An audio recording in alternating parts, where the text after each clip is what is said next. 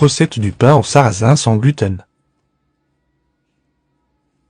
Mélangez 100 g d'eau avec la levure et le miel.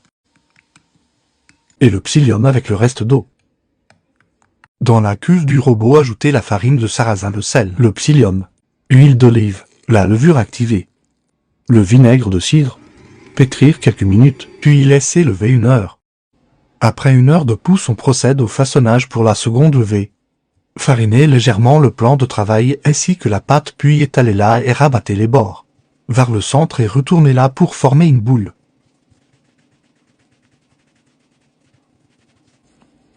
Placez-la dans le panier fariné côté plié vers le haut et laissez-la reposer 1 heure pour une seconde pousse.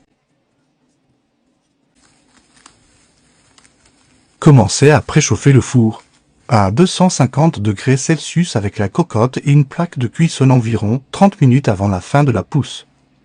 Transférez la pâte sur un papier cuisson mouillé et incisez la surface. Puis cuire 20 minutes à 250 degrés à l'aide d'une cocotte fermée et 25 minutes dans la plaque de cuisson. À la sortie du four, déposez le pain sur une grille et laissez-le refroidir avant de le trancher. Et voilà, bonne dégustation. Recette du pain au sarrasin sans gluten.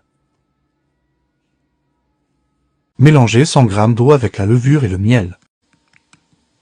Et le psyllium avec le reste d'eau.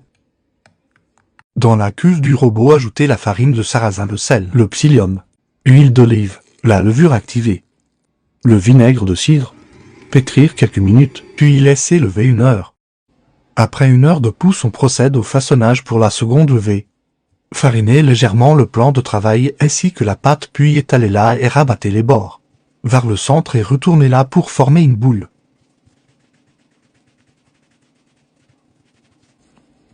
Placez-la dans le panier fariné côté plié vers le haut et laissez-la reposer 1 heure pour une seconde pousse. Commencez à préchauffer le four à 250 degrés Celsius avec la cocotte et une plaque de cuisson environ 30 minutes avant la fin de la pousse.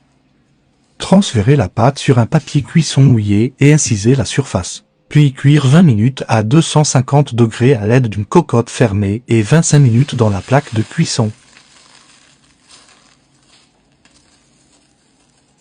À la sortie du four, déposez le pain sur une grille et laissez-le refroidir avant de le trancher. Et voilà, bonne dégustation.